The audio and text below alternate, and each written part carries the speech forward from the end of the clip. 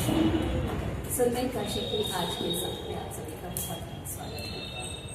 आज हमारे साथ हैं कई विधाओं में एक साथ सक्रिय रूप से जिम्मेदारी निभाने वाले सबके चहेते योगेश शुक्ला जी, आपका बहुत बहुत स्वागत है।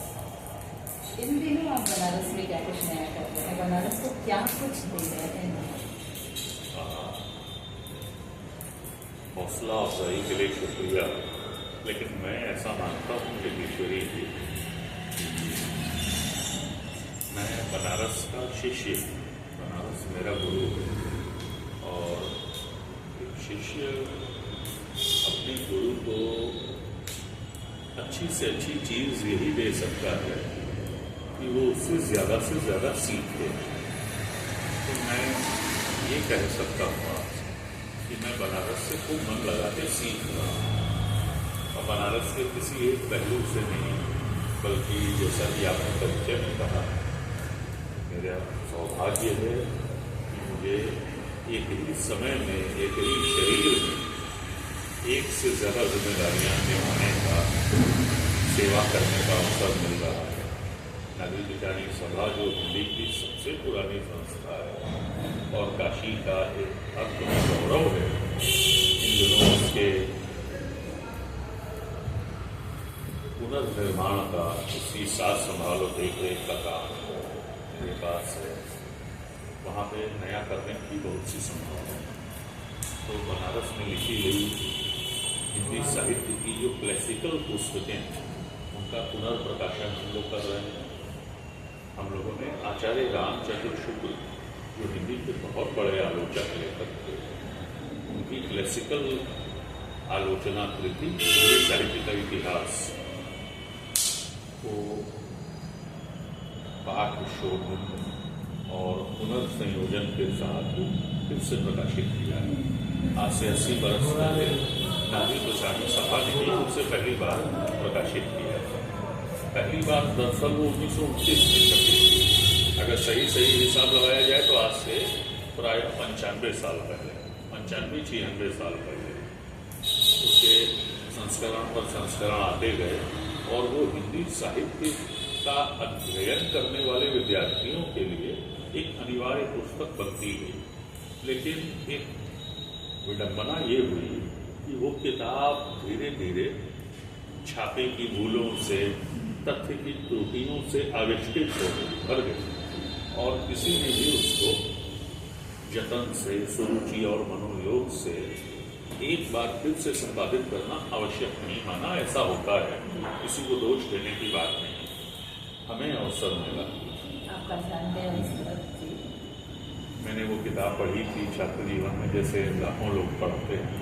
तो मुझे लगा कि इसमें छपे की जो त्रुटियाँ हैं उनको ठीक किया जाए। शुरुआत यहाँ से हुई और हमने प्राय 4 महीने का समय लगा है और ये कहते हुए दोष होता है, तनिक गौरव भी होता है, अपने मुँह में होने वाली बात है, लेकिन मैं बहुत क्षमा मांगते हुए और पूरे विनय के साथ ये कहना चाहता हूँ कि ये किताब शोभित हो गई और महज कुछ ही महीनों में इसकी 1100 प्रतियाँ इस बाजार में मिल गई।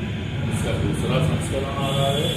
दूसरे संस्करण को हमने और भी ध्यान से और सावधानी से प्रकाशित कर दी। एक काम तो ये है, इसी सातत्य में, इसी क्रम में 3 पुस्तकें और छापी हैं।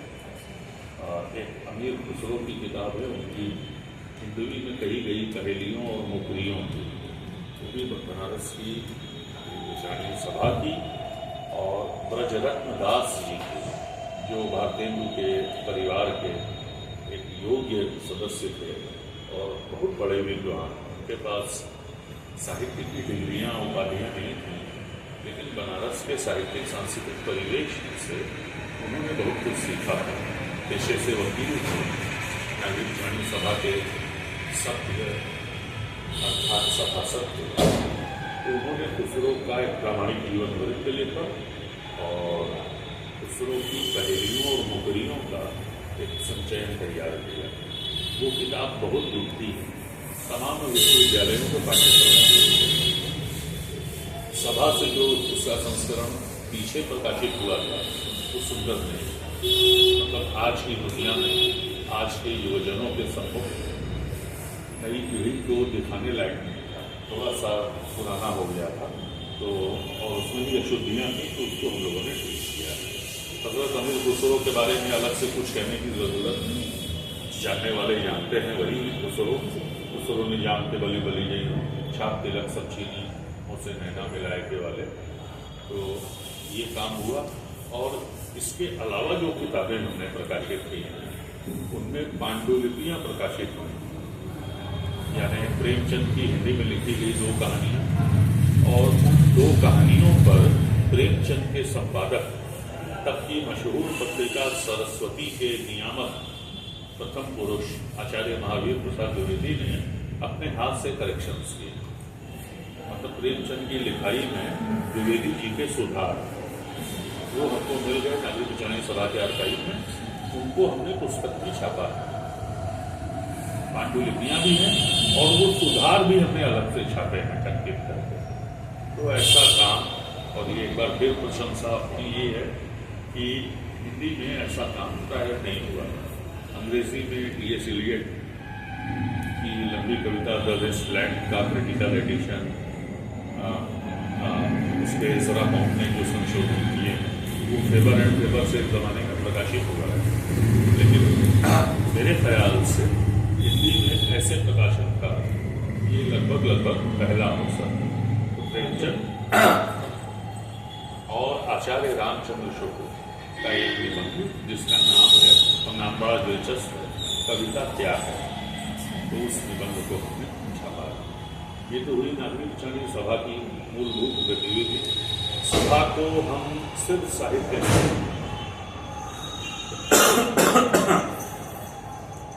संगीत और दूसरी जो रूपंकर कलाएं हैं उनकी भी गतिविधियों का बिल्कुल एक केंद्र बनाना चाहते हैं। हमने यहाँ पर एक विक्रय केंद्र शुरू किया है जहाँ पे सभा के प्रकाशनों की पुस्तकें तो मिलती ही हैं, कुछ दूसरे प्रमुख प्रकाशनों की भी पुस्तकें मिल रही हैं। उस विक्रय केंद्र को स्थानीय पुस्तक मेलों में, सांस्कृतिक समारोहों में, सभा के बुक स्टॉल को जो स्नेह और जो आदर मिल रहा है उससे हमारा मनोबल ऊंचा हुआ है। और हम योजना बना रहे हैं कि यही जगह जहाँ ये इंटरव्यू हो रहा है और पीछे जो दरवाज़ा दिख रहा है, इसी जगह पर एक बुक कैफे बने, एक ऐसी लोकतांत्रिक और स्वतंत्र स्पेस जहाँ आकर के लोग बैठ सकें, किताबें पढ़ सकें, किताबें खरीद सकें। कोई गिटार बजाने वाला है तो बजा के गा सके, कोई रियाज करने वाला है, अपने छोटे से ग्रुप के साथ नाटक की प्रैक्टिस करने वाला है तो उसी स्पेस में कर। और इस प्रकार युवाओं का एंगेजमेंट बढ़ाया जा सके अपनी तरह। ये कोशिश मैं लगातार कर रहा हूँ इस पे काम। इसमें द्रव्य का भी प्रबंध करना है, बिना पैसे से होता नहीं।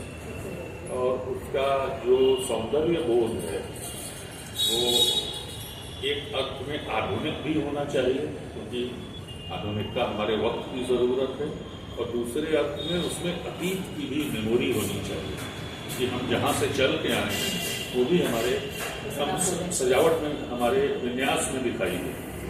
तो वो हो जाएगा। हमको लगता है कि मार्च तक ये सब हम लोग कर रहे हैं। और हमारी नई किताबें आ रही हैं। एक किताब आ रही है बनारस से, नाम मत पूछो लेकिन नाम तो सामने आ ही जाएगा। नाम के अलावा उस किताब में बनारस पे विभिन्न विद्वानों काशी के एक से बढ़कर एक जो चीज़ें उसका उसमें संचय है। और उसमें एक अर्थ में आप समझिए कि महामहोपाध्याय गोपीनाथ कविराज ने, तो दूसरी ओर आचार्य हजारी प्रसाद द्विवेदी, राजबली पांडे हैं, शिव प्रसाद मिश्र रुद्र काशी के हैं, एक से बढ़ते एक दिग्गजों के बनारस के ही किसी विषय पर लेख।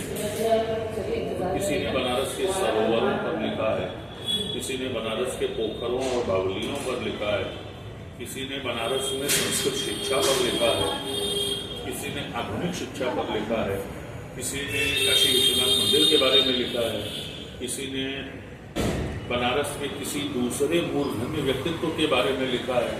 लिखने वाला भी ज़रूरी है और जो लिखने का विषय है, जिसके ऊपर लिखा जा रहा है, वो भी आवश्यक। तो ऐसी एक किताब जो है, अच्छा ऐसी किताबें आप बनाते चले जाइए। बनारस ऐसा महासागर है कि वो कभी पूरी आने का नाम ही नहीं लेता।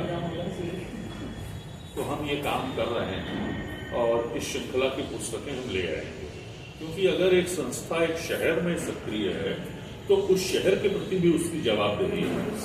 उस शहर की बौद्धिकता में वो क्या जोड़ रही है। तो सभा ने इस जरूरत को समझा है। मैं नाटक करता हूँ, नाटकों के प्रदर्शन हो रहे हैं आप लोगों की दुआओं से और इस नगर से मिलने वाली आत्मशक्ति से। नगर मेरा गुरु है, तो गुरु के आशीर्वाद से हम पिछले महीने यानी कि नवंबर में लगातार नाटक करते रहे हैं। ग्वालियर में, लखनऊ में, काशी में, हैदराबाद में, हीरा कला संगीत विश्वविद्यालय में हमारे नाटकों के प्रदर्शन हुए। तो इसी तरह की व्यस्तताएं हैं और मुझे एक वक्ता के तौर पर, एक लिखने पढ़ने वाले इंसान के रूप में लोगों ने कुछ न कुछ कहने का, बोलने का, पब्लिक स्पीकिंग का अवसर दिया है। तो बोलने की अपनी तैयारियां हैं। आप एक निबंध लिख लेते उसी ऊर्जा से जिस ऊर्जा से आप बोलते हैं। तो लिखने की ही ऊर्जा बोलने में खर्च होती है, तो आपको पढ़ना पड़ता है। तो कुल मिला जुला के मैं पढ़ाई लिखाई के करीब यही कर रहा हूँ।